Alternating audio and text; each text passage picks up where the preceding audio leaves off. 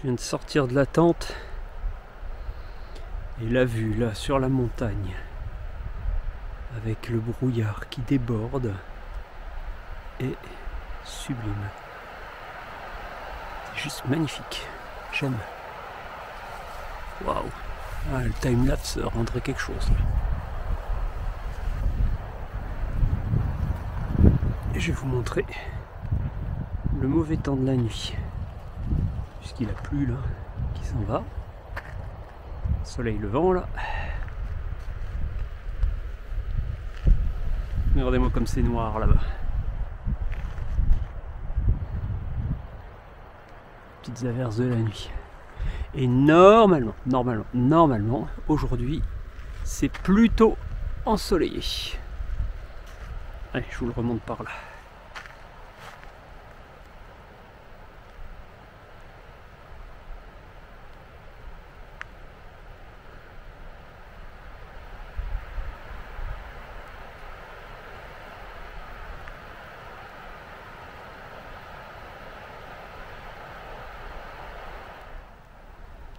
Place nette.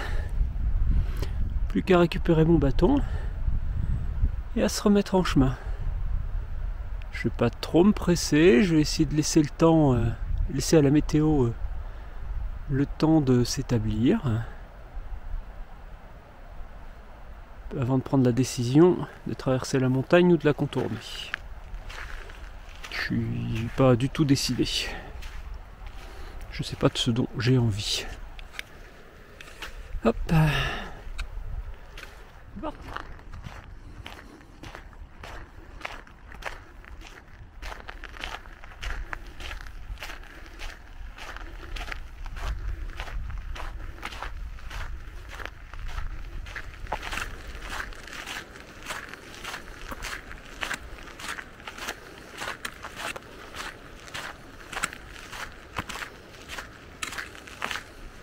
Bon, je prends pour option de suivre l'itinéraire marqué. Direction le refuge de Bryce-Yoseter. Ça va me faire passer un peu tout autour de la montagne avec de belles vues. Mais j'aurai pas à monter à 1500 mètres. Par contre, je vais me mouiller les pieds. Je pense. Il y a des chances. C'est pas des chances, c'est une certitude. Le torrent n'a pas encore dégonflé. Hein.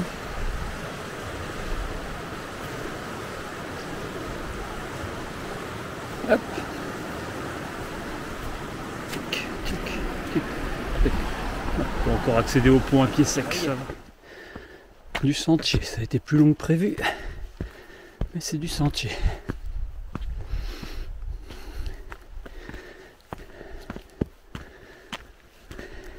Ma bifurcation vers le sommet, vers le refuge.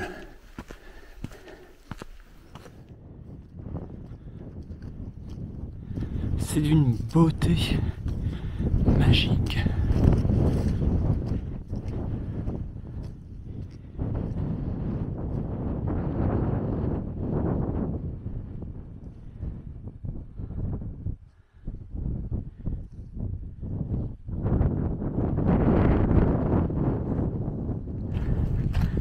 Ça a un air de volcan. Un volcan égueulé là. On dirait le Mont Sainte-Hélène sur un truc comme ça. Marrant comme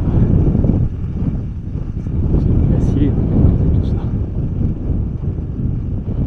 Bon, là on va essayer de pas trop mettre les pieds dans l'eau là.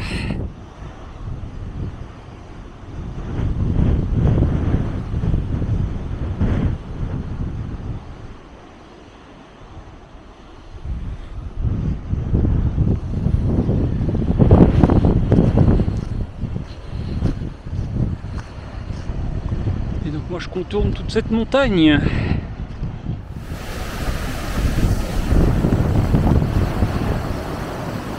Je suis allé chercher le point le plus étroit là au-dessus parce que juste là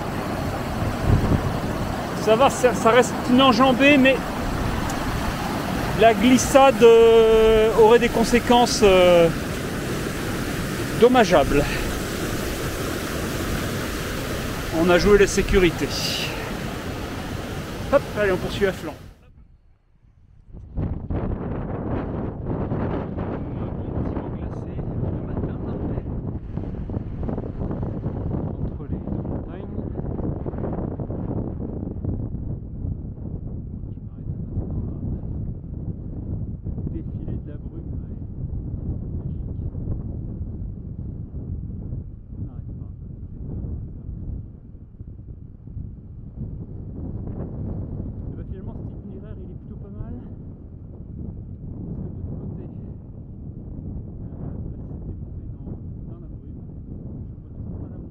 J'ai jamais eu l'intention de monter au Saltclayton, donc je contourne refuge de Bracieux-Setter. Hop, je vais monter à 1150 mètres, je suis déjà à 1050. Dans le vent, il fait frais, ça va, ça se supporte. Mais ouais, l'autre option avec le col à 1500. Dans la brume là, je suis pas certain que c'eût été judicieux.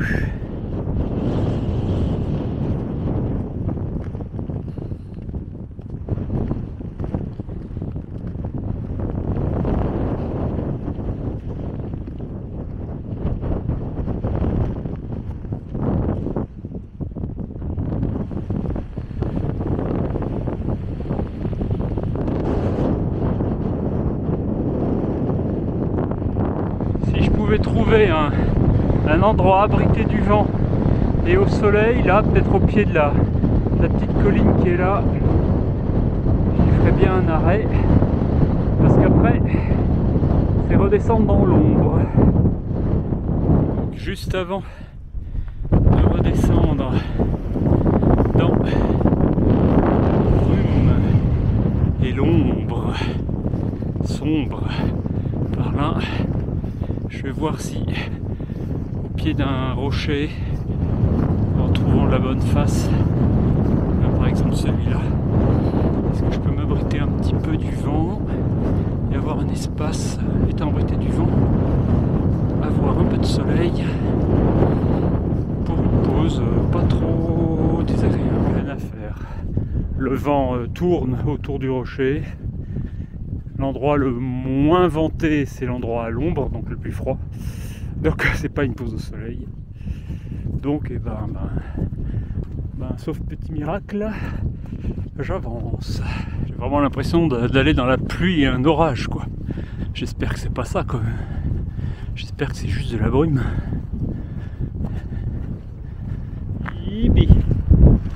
C'est bien sombre ici.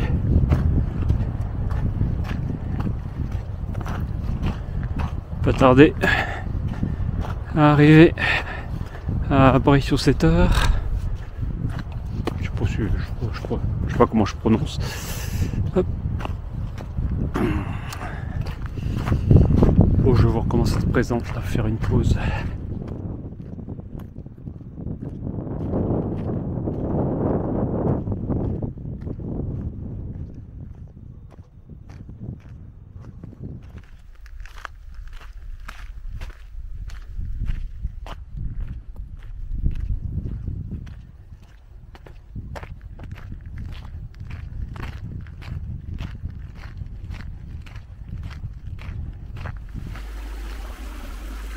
Voici arrivons à Bracieux-Setter. Bon, j'ai pas chaud sous cette chape de brume là.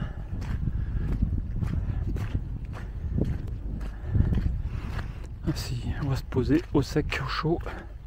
Je sais pas ce que ça coûte parce que c'est pas un refuge d'INT, donc on va voir comment ça marche. Bon, je suis entré, j'ai vu personne.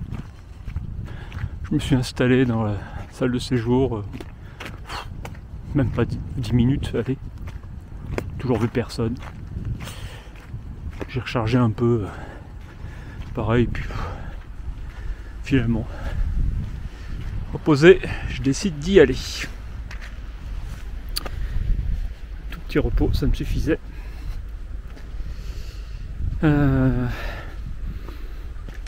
Bon, j'espère que le temps va se dégager un petit peu, qu'il y aura un petit poil de soleil pour charger les batteries, parce que ça consomme vite ces trucs là. Ouais, la brume se dégage pas, donc je fais tout le tour par la piste. Par ici là, il y avait un sentier qui montait, qui allait vers un col, mais bon, pareil, monter à 1480 mètres dans la brume, un vent froid. Je vais déjà monter à 1200 mètres avec cette piste. Je fais un gros détour kilométrique, mais en temps ça va aller plus vite. Et bon, en confort, c'est différent, ça sert à rien de monter pour rien. Départ du chemin direct vers Strombo par le col, mais comme il est probablement détrempé, là j'ai encore mis mouillé les pieds. Détour par la piste. La brume, franchement, ne me passionne pas.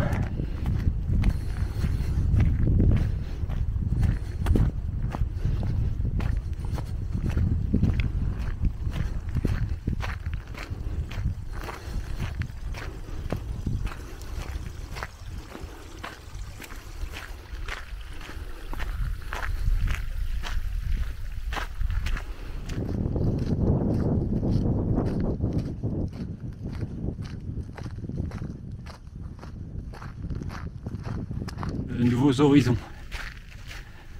Un peu de montagne. Ça a l'air un peu moins bouché de ce côté, mais pas spécialement ensoleillé non plus. Bon, passage en vallée.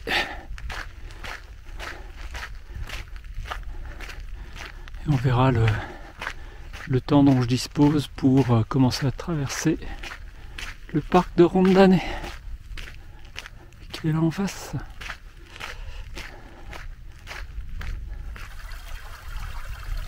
Voilà, un peu plus de montagne. Ah.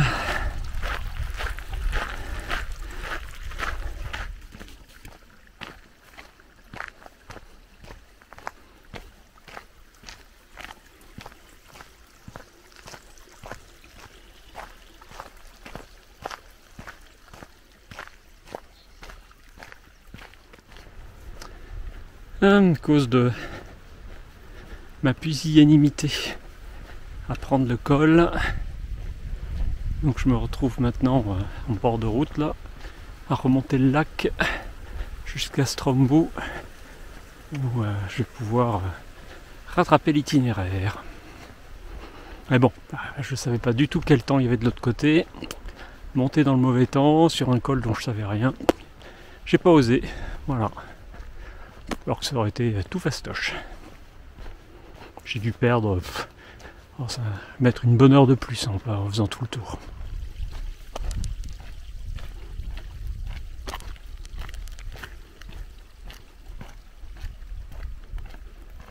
La destination ressemble à une toute petite aire d'autoroute. Bon, puis après, c'est le chemin. Après ça, ce sera le sentier.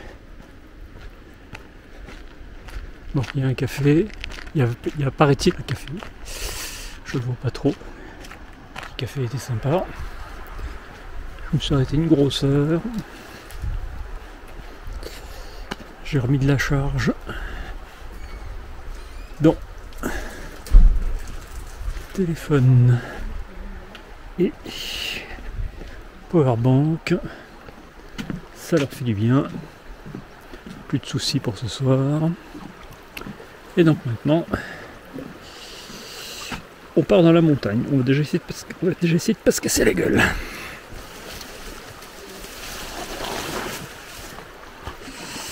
Ah, et la crue a bien amoché le chemin. Attends, regardez la vitesse du flot là. Et les ravines. Mignon comme tout, le chemin.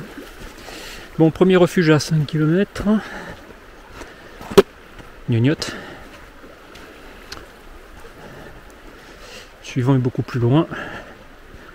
Et de toute façon, j'aimerais bien camper à nouveau. Oh là là, le sable déposé par la crue. Tchac. Alors vous allez voir l'état de la passerelle. C'est un petit miracle qu'elle soit. Ah oui, d'accord.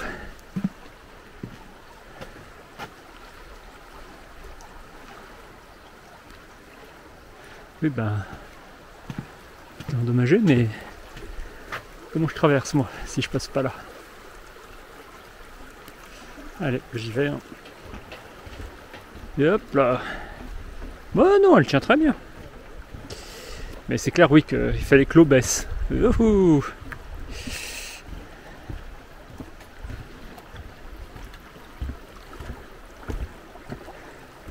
Bon, puis moi je vais aller me mouiller les pieds de l'autre côté. Bon, ben j'attaque la traversée du parc de Rondanès en espérant que les dégâts c'était pas plus méchant que ce que je viens de voir au niveau de la passerelle là, parce que j'ai cru un moment que passez pas. Je viens de croiser une famille française, une petite famille française. Ils sont arrivés jeudi et pas au courant en fait de la tempête. Et donc ils me disent ah c'est trempé partout. C'est trempé partout, on passe pas, on va trouver d'autres endroits pour les balades. Oh la vache. Ah ouais. Là jusqu'à présent sur les sentiers je voyais que de l'eau. Mais alors là maintenant je vois le ravinement. Oh là donc. La petite rivière, le ruisseau là il a charrié du sable et du gravier. Hein. Mais les ponts, les passerelles ont l'air d'être toujours là. Une bonne chose. Spritch, spritch. Pour l'instant, je me mouille pas, mais bon, ça va pas tarder. De toute façon, les chaussures avaient pas vraiment séché de tout à l'heure, donc. Aïe aïe aïe. Allez, on avance. Je trouve mes sous-bois mousse de savon. Des cèpes par millions. Il y en a partout, partout, partout, partout. Des cèpes, des lactaires, des machins. Tout plein de champignons. Ah, et puis une belle lumière là. Un bel éclairage. C'est sûr que des chemins de rando de cette facture, ça me change. Par rapport au non-sentier du Trompe de l'Agde. Bon, bah, si la traversée du Rondane est comme ça, j'ai fini ce soir. Hein. J'exagère un petit peu, mais pas beaucoup. La partie bien mouillée en bas, là, qui a été lissée par la pluie de cette nuit, je présume. Il me semble n'avoir vu qu'une seule trace de pas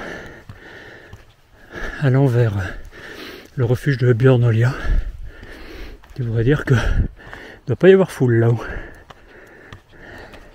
Une roulotte.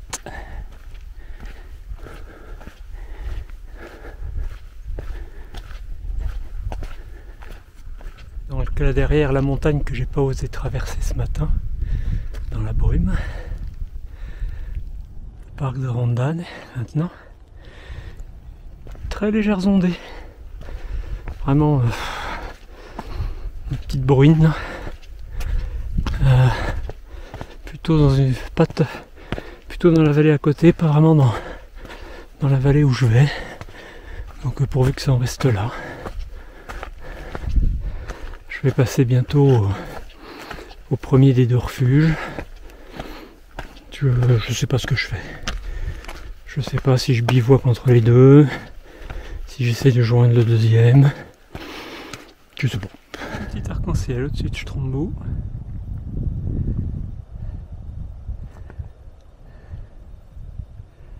Magnifique vallée glaciaire.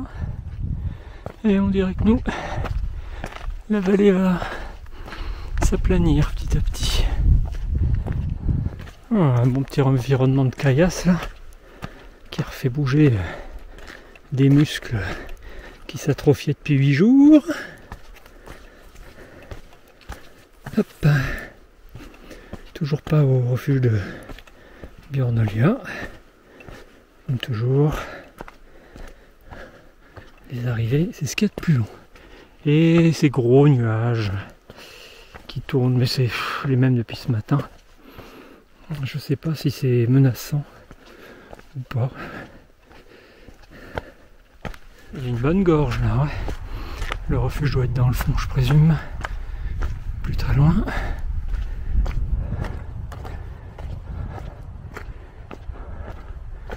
Refuge de Björnolja.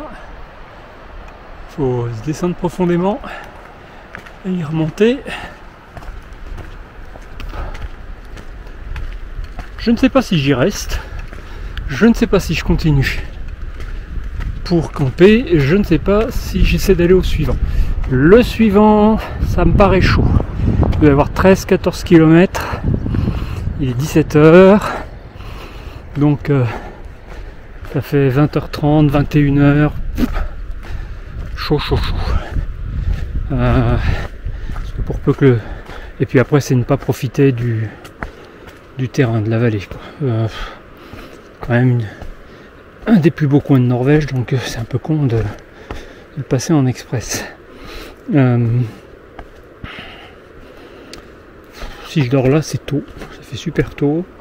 J'ai tout juste fait mon quota, je suis à 39-40 km.